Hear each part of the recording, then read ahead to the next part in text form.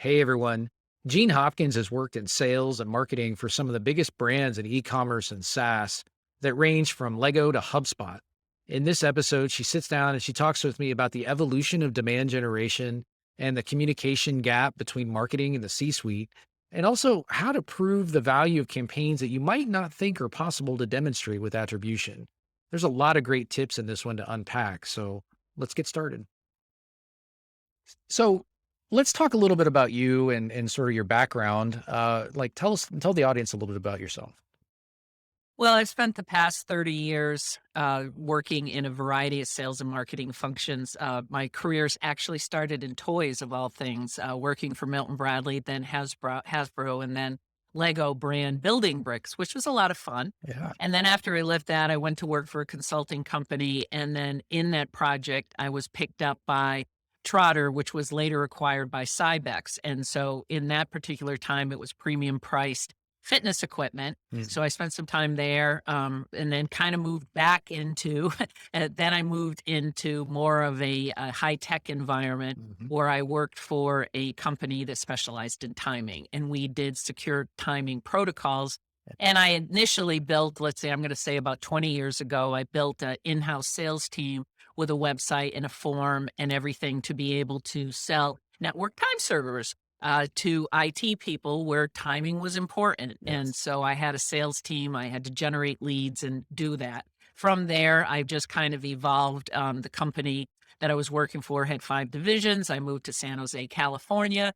Then after that, it was really far away far away. Then I got recruited by the team at Mech Labs and I went to work for them in Florida. And then I got recruited by HubSpot and then I went to work for them. And then it's just been kind of a SaaS, IT, DevOps kind of a background. Yeah. So sales and marketing background through and through for years. And so it's fascinating to me to sort of think about the evolution of running sales and marketing teams over that sort Yeah. of period of time.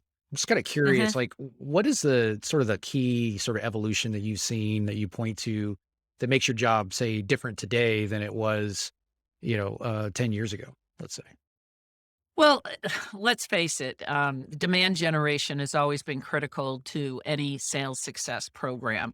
And a lot of times, demand was nothing more than going to an event and collecting business cards. And then the salespeople would come back to the office with their big stack of business cards and they'd give it to the marketing person. And the marketing person was supposed to input it into some sort of a CRM or an Excel spreadsheet, Yeah. give it back to the salesperson, and the salesperson was supposed to follow up on it. Yeah. And I can just about guarantee that all those business cards, all those spreadsheets went into a folder and did nothing with it That's right. because there were no metrics associated with it. That's right. You could spend 10,000, 100,000, $1 million on attending a particular event. Yeah. And usually events that I use this frequently is that the people that want to go to events are typically salespeople. They Absolutely. have to go to this event because if they don't go to this event, then nobody's going to know that they're still alive and they're still existing. And I always Yeah. want to say to them, if our customers don't know that we're still alive and that we're not doing anything, like, whose responsibility is that? That's If right. you're the account manager for that account, you might want to send up a flag on that. Yep. So the concept of events became something else in the internet. So the time at HubSpot was to be able to start getting people to find you. The whole idea was to get found online, right?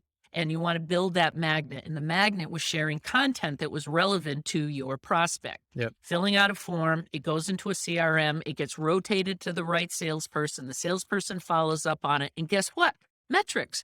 So you get 100 leads in, you find out 50 went to Eric and Eric didn't touch them. So what do you do with Eric? You have a conversation with Eric to say, like, hey, buddy, or what I did at HubSpot when I was rotating leads, no touchy for 2 days, it rotates to somebody else. So you don't, just because you got the lead in your name doesn't mean it stays. And this is how you start aligning sales and marketing. Yeah. Marketing has to have a service level agreement with sales. We agree that we're going to have to cr- generate X number of leads. But you know what, sales on that side, and I love Dan Tyre, who is at HubSpot Yeah. still. And his whole idea was for the small businesses. He oversaw the businesses from 2 to 5 employees. And all the leads that were generated for that, we had to generate 200 for each of those salespeople each month. Yeah. And his whole thing was no lead goes untouched. Yeah. And having a sales leader reinforce the no lead shall go untouched made what? Marketing feel better about it. Yeah. So there's the alignment. That's the sales, the marketing equals marketing. Yes, I totally agree. And I think, one of the things that is sort of missing, and obviously there's a lot of conversation in different Mm. communities, LinkedIn, other places, lots of folks talking about it, where, there is this lack of alignment conversation that's happening, and so what'll Mhm. happen is you'll have, the marketing leader, they will go and they will talk to somebody who is either in sales or in the, the C-suite, and they will say, "Hey, look, all of these campaigns that we're running right now, these are all the things that we're doing." They talk about the campaign metrics, and that's about the time where everybody's eyes start glazing over at the table, right? So true. A Yes. and so they're like, "Yeah, we don't yeah, this is great," and they're sort of nodding Yeah. along with it, but ultimately, Yeah. there's a devaluing that happens in that conversation with the marketing team, and, it is whether it's conscious or not, that's what happens.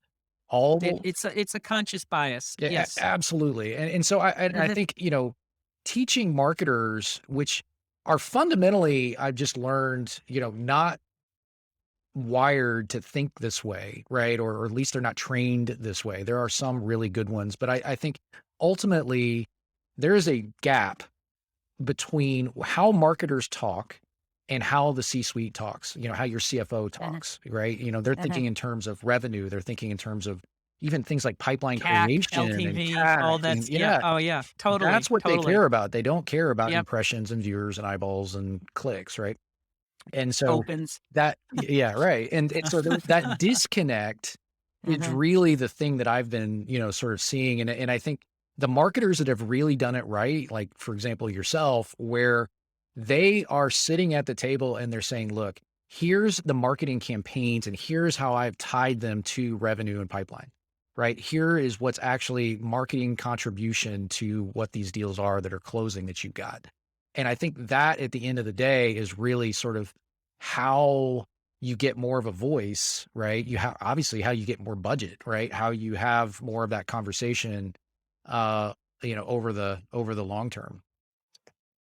Eric, that's a good point. I think that many marketers don't really have a strong sense of finance. Yes. I at least have a benefit because I have an undergraduate degree in accounting, so I can build a budget and I can understand about prepays and accruals and Yeah. all that kind of stuff, which helps in the conversations with a CFO. A marketer and a CFO or leader of finance has to be Yeah. totally connected. And unfortunately, many marketers miss that Yeah. because CFOs have learned over time that marketers are late with their expenses. They're late with their budget. They overshoot their budget. They don't understand where the money went and when did it go and what were the results. Yep. So the first and foremost thing is getting that alignment with your CFO and finding out a way, meeting regularly with your accounts payable person, because we've got the largest variable expense, right? We've Yep. got tools for software, we've got tools for paid media, we have tools for a bunch of stuff. So that's an alignment.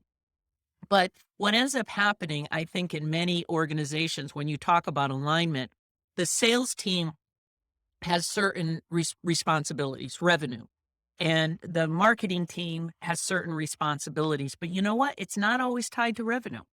It could be tied to like, these are the leads that I'm generating. This is what's happening. This is what's happening. And it's supposed to feed, it's supposed to be the gasoline for the sales engine. Right. But if they're measured on revenue and marketing is not measured on revenue, Yep. let's just talk about marketing. What happens with it's not all prospects. What I would like to see is more marketers focused on existing customers. Yeah. And this is where the customer success component comes in, reducing churn, Yes. keeping a customer aware. I have to tell you that it's a very rare marketer that looks at customer marketing. How are you reaching out to your customers? Do you only send them an email once a year to tell them the prices are increasing? Yep. What do you do with release notes? What do you do in terms of keeping them engaged with the industry or the things that they should be aware of? Yep. And that's why I feel that customer facing departments, marketing, sales, and customer success all belong under one person to be able to make sure that they're aligned. If you're on the same team, you're less likely to undercut or throw somebody under the bus if you're on the same team. That's right. Yep. Yeah. I think there's so much truth in that. At the end of the day, there is a human nature element that will drive the behavior Hmm. of the teams. And it's the job really of the organization to set the pace and set the Hmm. tone and set the org structure to align those things together, right? So Hmm. obviously that is Hmm. the emergence of the CRO position. And and having that role that does see that role as a holistic element in the business that drives revenue on the other end. And it's interesting to me, like, there's this age old debate of how or who should run CRO? Should it be a sales leader that emerges or should it be the marketing leader that emerges? And I have my own opinion. I'm just kind of curious to hear what yours is. I guess that my opinion would be is who is the person that's focused on the customer, Yes. the actual customer. And so I in sales has a number, and in some respects you have to look at it as an acquisition model, and there's so many different ways to cut up sales. You could have an e-commerce, you could have a direct, you could have an indirect program, you could have a blend of everything. Hmm. And a lot of times it's predicated on that. Yep. But you know what, each of those are channels, which are all marketing channels. So one might argue that it should become a marketing function, marketing providing the sales enablement for partnerships, for Hmm. business development, for direct, for all those things that need to happen on that side. You even get a lot of disconnects, and you get a level of dissonance between direct and indirect channels. The indirect channel said that was my deal. The direct channel says that was my deal. So how do you be able to remove that level of friction?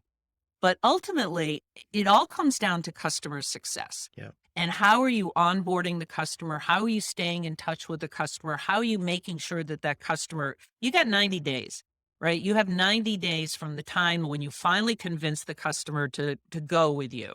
You have 90 days to make sure that they feel like they made the right decision. And it becomes more critical the higher the expense. And the higher the enterprise expense, which is why it ends up with so many people involved in the decision to be able to buy whatever software. You buy Oracle. How it's a board decision at that point to Yeah. be able to make that necessary investment and implementation. But there's plenty of other ones that are like that. Hmm. So I have a thought process, and we can talk about this later, but this voice of the customer meeting is something that is a good way for a marketing person to take an internal lead with talking about the customer per se. Yep. Yeah. I think so.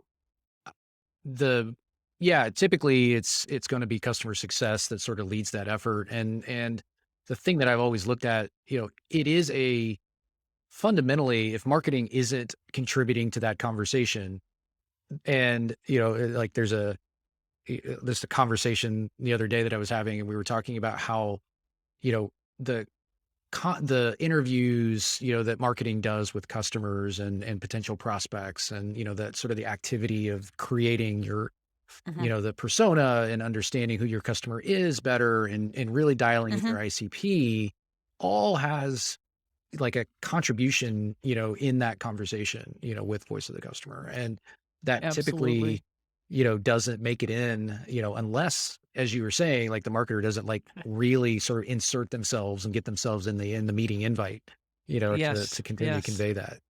Um, Yeah. Otherwise, I think it's also lopsided, right? What ends up happening is the voice of the customer ends up being like purely post sale and not what's actually Right. happening with product alignment and market fit, right? Pre-sale. Yeah. And, and usually sales doesn't really have time for that. Right. And, that element doesn't make it into the conversation, but it has to be like marketing has to take a role in that. So what I started doing at Lola.com and actually was doing it at Continuum. Well, at Continuum, because we had so many salespeople, so many acquisitions, so many different things on a global basis, but Lola was a little more streamlined. And what we did is I developed this voice of the customer meeting that nobody had ever heard of, right? And the idea was, what are the 3 reasons we win? What are the 3 reasons we lose? Yeah. I had the head of direct sales, the head of indirect sales, I had the marketing, I had the tech support, I had the customer service team, and in the marketing organization, for product marketing, and on one side of the table. Yeah. And they had to, give me this information, and I ran the meeting. And on the other side were the product managers, because what salespeople do is they're constantly pinging. It's like a Woody Woodpecker going after the product managers. I need this blue bar. I need this to do this. I need this to do that. And Uh, it's the only way I'm going to make this deal. It's I need this right away. And a product team really needs to stick to a roadmap, yeah. because you can't keep jerking engineering around on this. They need a roadmap. We need a roadmap to know when the deliverables are, in an effort to be able to launch it and be able to inform the customers, yada, yada, yada. And so having those people on one side and the other side just listening. Okay, the 3 reasons we win, the 3 reasons we lose. Yeah. And for the product team to be able to take that, be able to filter what's necessary, and be able to attach it to the roadmap. If you heard that same thing consistently, like at Lola Business Travel Management Software, we knew that we needed cars. 13% of our customers wanted to be able to rent a car through our platform.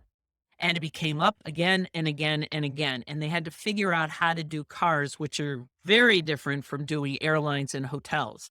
So it's one of those things. And I just started doing this at OneScreen in my first month there. I just had our fourth meeting yesterday. 3 reasons we win, 3 reasons we lose. We have a new head of product, and he has to hear this. He has to hear this. He has to incorporate Yeah. this in order to make the product be what our customers want. Yeah. Right. Yeah. So it's as simple as that. But as a marketing leader, you have the power internally to be able to Mhm. pull this together.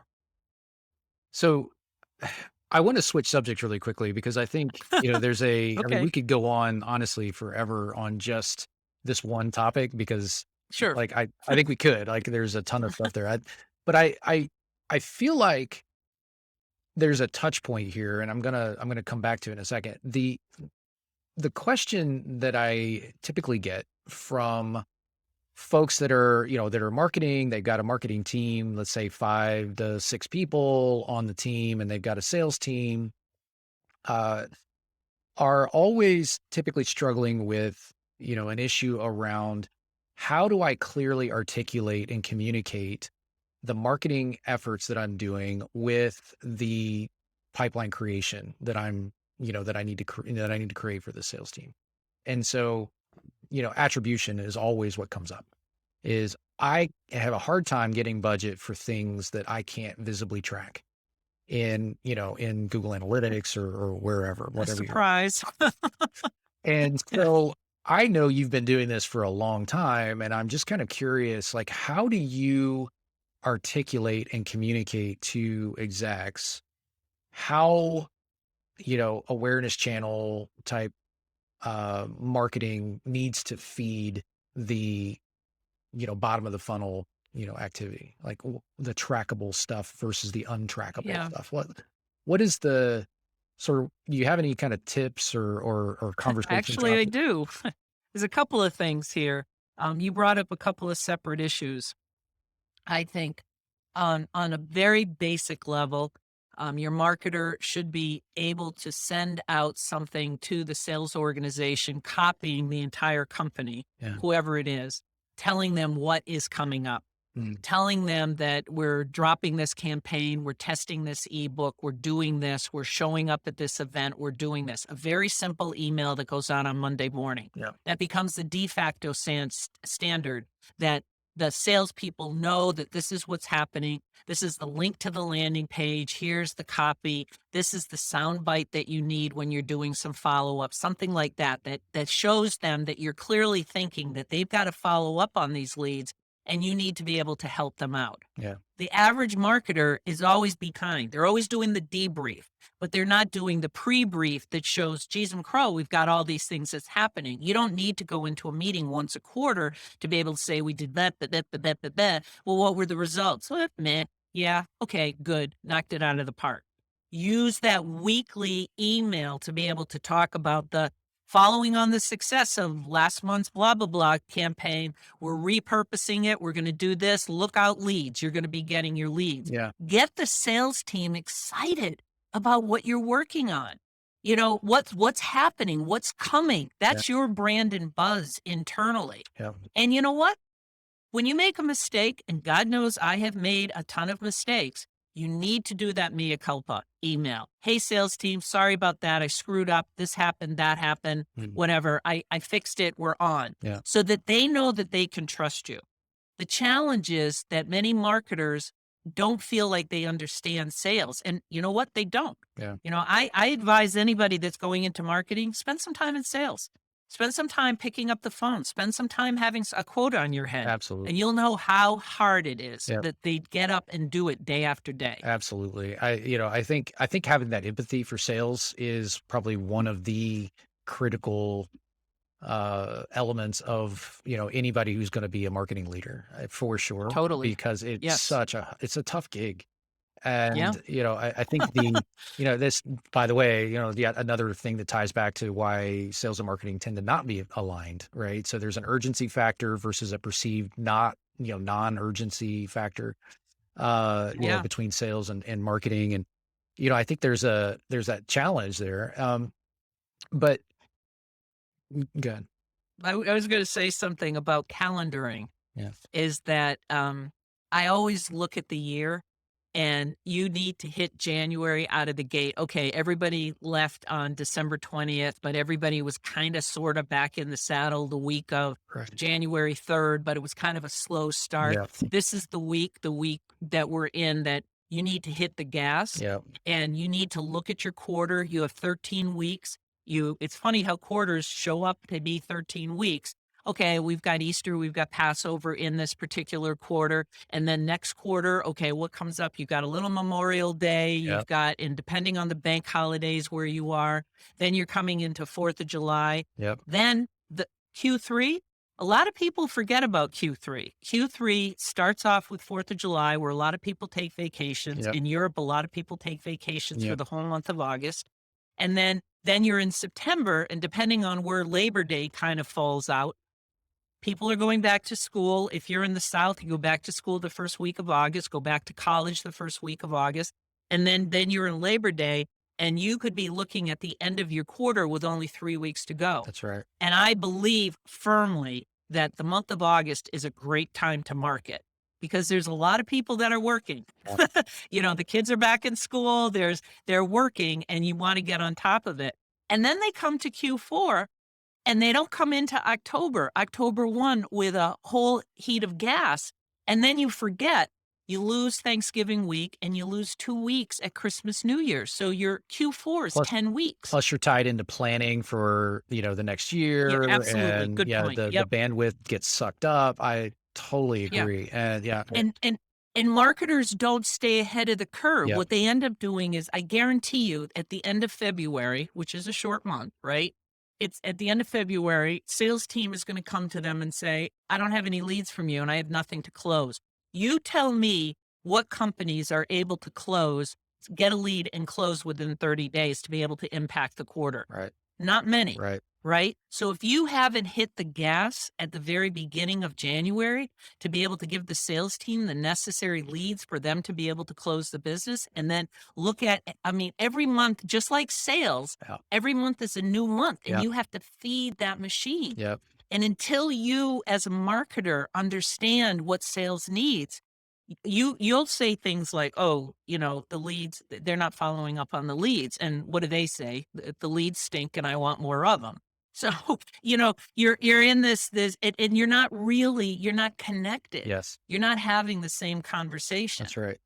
Yeah. Like, it's funny how everything comes back to alignment. No matter what topic we talk about, it always comes back to alignment. And it's, it's true. it's one of those things where, I think when we talk about timing and, being out ahead, right? Yep. And being proactive instead of reactionary. This is where personal time management, planning, all of those things really pay off. Because we all, as marketers, we've all feels like we're all running around with our hair on fire because we do, right? We don't fund, like most people are not good organizationally planning people. That's a skill that you have to develop and hone, and it's a discipline that is very hard to come by, I think, for a lot of people. And, marketers are typically Mm. sort of come off, whether it's right or wrong, like generalization, it's, creatives, that type of folks, The arts and crafts, yeah, the arts and crafts exactly. versus the data. And Mhm. and I think that Yeah. the function itself is a challenge that marketers feel uncomfortable saying no. Yeah. And another way of saying no, great idea, love it. We've got this, this, and this planned for this month or this quarter. I'll put it in the backlog. Yeah. Thinking about it in agile, think about it like a product Absolutely. manager, Yep. right? Yep. Put it in the backlog. And so what ends up happening is that marketers are playing whack-a-mole with the 90,000 inputs that are Yep. coming at you from everybody Yep. because, even the CFO feels like they've got some input. I was watching this like blah, blah, blah, and I thought that maybe we could do the blah, blah, blah on Right. that. And you're like, well, buddy, okay, I think that's great. Thanks for the input. I want to close the books next month. So, because I think I can do a better job than you do. Yeah. Now, nobody or the head of R&D, can I write some code? Because you know what, if you think that you could be a good marketer, I think I could write some code Yeah. and do some debugging. Yeah. Everybody feels like they have, because they see commercials, they see promotions, they see that type of thing, that Yeah. they're an authority. Yeah. And therein lies the difference between the organization. Yeah. And marketers need to step up and be able to be their own authority. Yep. That's right. They need to learn how to articulate clearly, right? And this goes back to the conversation, where having a bigger seat at the table is important, right? So, having that, being able to talk about business outcomes instead of, micro campaign tactics is really Yes. the art, right? That Yes. takes you from, a management level to a decision maker or a marketing Yeah. leader. You're And I, absolutely right. and I think Yep. that has to happen, right? And it does take those sorts of uncomfortable situations enough times Just to sort of like get smooth at it and really, right. and really sort of be able to hold your own in a conversation. Because I think at the end of the day, everybody wants to trust the person next to them. And that, Right. that they want that, desperately. Trust is a two-way street. Yeah. Right. Yeah, absolutely. Yeah. So, um, it's interesting to me. Like we were talking about attribution a second ago. And I know, um, one of the challenges that marketers tend to have is they come in and they say, "Hey, look, I'm running these campaigns. They're awareness based. Maybe they're digital or whatnot. Or it's an event or what have you. Yeah. You Yep. produce a fair number of leads, from that particular event or that particular campaign, and then what happens is you sort of like take them and in a lot of cases, you put it into sort of that vacuum, right? And you hand it over The to black hole. sales, it's a black hole. Yeah. And, sales picks it up. And then that's where they come back with the comment of, well, look, there's not enough of Yeah. them. And the ones you're sending me stink. Right. You're right. And Totally. I think Yep. if marketers can't clearly have the visibility into what's happening at the campaign level for the leads that they are creating, and then having it all the way through the pipeline to, closed won deal, you end up putting yourself at a disadvantage because you cannot talk and articulate in the conversation Right. why Right. the deals aren't closing. Otherwise, it's usually just the loudest voice in the room or the hippo or whoever Yeah. that is The that is hippo. controlling the discussion, right? Yeah. Instead of That's saying, totally true. Yep. look, the leads that I am sending you are actually going to, let's say a demo attend at 40% plus, but they're not closing at that rate. So why aren't they Right. closing at that rate? And so that visibility into the pipeline is key, right? And so, that's sort of what we do, Eh, right? Is like we have, we have marketing and we have sales and we tie them together in sharp right. screening. But, the thing that That's the preparation, though. yes, You're ahead of the curve, and yes, you're looking at the data, yes, not after the fact. yes, The work I think that what happens is that some marketing people just keep going down the same path yeah, without doing any pivots, any readjustments. If it stinks, it stinks, yeah, right? And yeah. and you need to either pull the plug and do something different rather than just keep riding that horse into the sunset. I I I love that image, by the way. I think the other thing too is we have to be proactive. We have to say, "Look, Right. this is what is going to happen because this I've read the chapter. I've read the Yeah, book to the right. end, and I Right, know how right, this is right. gonna work. And the next Yep. chapter is okay." Right? And you Right. sort of set the expectation, and then you come back to it at the end of the following month or the end of the following quarter, and you say, "Okay, remember how we Mhm. said this? We drew Right. this line in the Totally. sand." And then you Right. you come back to it and you sort of memorialize it a little bit. Yep. And again, it's all about trust, right? And so at the end of the Totally. day, when you're talking Yep. about it at the end of the quarter and you look back and you have enough of those repeated micro wins, for lack of a better word, right? That trust builds Yes. up, right? And so when you need it, It's equity. yeah, It's equity in your trust bank account. absolutely. Yeah, yeah, Yes. yeah. And and the larger the bets, right? The bigger the variable, right? The more trust you're going The to more you lend. have to socialize success. I was going back and forth with somebody that I gave a reference for another company Mhm, on pricing, mhm. and she was struggling with trying to get in-house the team to be able to give up some of their budget. So they're spending a lot of money on an A/B testing tool, and I'm like, you don't need to spend $200,000 on a testing tool. And that's not tied to revenue necessarily Right. because what they're doing, the testing tool more had to do with subject lines and it was a little product based. But I was asking her, I said, did you socialize what you wanted to do with that particular team if you wanted to go with a pricing consultant? Yeah. Did you do this? Or is there a way that you can have somebody be able to break the, because nobody has unlimited budget. I Right. mean, I don't know. When was the last time somebody came to you, Eric, and the CFO, here's $1 million, go wild, Yeah. try something new? Nobody ever does that. You have to justify it. Right. And so a lot of people don't think about socializing ideas or concepts or software purchases or whatever Yep. internally, but we all have, right? We're all like have a meta goal. Whatever the goal is, it's revenue, Yep. right? Profitable revenue. Right. And so you don't want to be incurring large expenses that are not going to result in anything. But on the other hand, you still have an up and to the right requirement in an organization.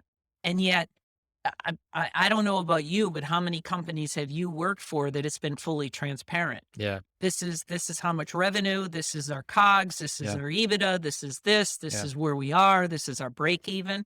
Few companies actually share that information. That's right. But it's the only way that you can inform everybody about where they are Yeah. and what percentage of revenue goes to the technology team, that goes to the marketing team, that goes to the sales team, that Sure. goes to the, standard overhead. Right. And being able to understand that and really think about that as a marketing leader, it becomes pretty important, I I think. I think it is. And what it does is it also, like, when you're able to articulate that, um, it gives you a larger sort of voice or chunk of the overall budget when you can say, "Look, the Hmm. I'm shifting the mindset from cost center marketing to a Yes. revenue generating contributor," right? That gives you better deals, that close Right. factor in month, Right. pipeline Yep. velocity goes up, your win rates are going Yep. up, and half Yep. your pipeline is coming from the marketing deals that or the opportunities that we're bringing to you. And Sure. I think, when you visualize that and you show that and it's not hard, right? If you have something that, like, proactively you're looking at and saying, "Look, over time, this is what's going to happen," and you show that, that visual, it's less difficult to get the budget that you need to accelerate that. And because everything's a trade-off, everything's an opportunity cost. And so at the end of the Everything. day, Yes. you're saying, look, that, you were talking about like that extra $1 million. If that, Yep. if that $1 million is better spent, that's going to deliver a better, a better, Product. You yeah, need engineering whatever, right? resources. Right. It's Right. always a series of trade-offs. And so Yes. your job, I think, as a marketer is to come along and say, okay, look, here is the business case, right, Yes. for this $1 million. And, Right. here's the justification for it. Here's how it's performed in the past. We're going to continue Right. to scale this, right? And we're going to be Uh-huh. able to increase our pipeline by 25%. Is that worth it or Right. not? Right. And then, Right. that's what finance wants. They want Yes, that kind of totally. Yeah. dialogue, Yeah. right? They Yes. don't want you Yeah. to come Hard to, numbers. yeah, it's Yeah. like, don't come to him with, I think, and I Right. want, and those kinds of conversations don't usually go well. And so it's Well, really, they don't result in the outcome that you think that you're going in there that's with, right. and you haven't built up That's right. the bank account of trust with the CFO. If you're always over budget Yep. or you're not fully attuned to, every company wants to close their books on time. Yeah. And the month of December is hellacious for companies that are on a fiscal calendar Yep. year because you have to make sure that what are my invoices, making sure that everything is accrued in that particular month so you don't get $100,000 bill in April Yeah. because that $100,000 bill in April for stuff that happened the year before Yeah. impacts this year's. Yeah. And that's a lot of people just it's the devil's in the Yep. details sometimes. Yep. Absolutely. I don't know, Gene, we could probably keep talking for another hour, but, That's for sure, Eric. I Philosophical marketing. well, is it though? Because I mean, this is like Yeah, the practical stuff that yeah, really sets marketers apart and puts them on a trajectory for leadership. And I think at the end of the day, like the stuff you've been talking about is what people need to hear. And by the way, like if you're an agency and you're listening to this podcast, this absolutely applies to you too.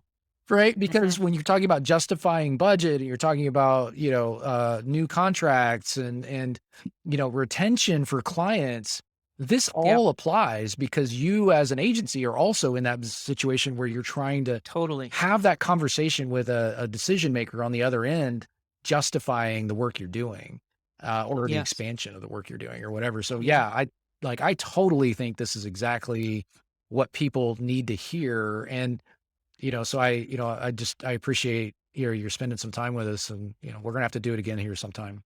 So, okay. yeah. Thanks so much, All Eric. right. Appreciate it. Take care.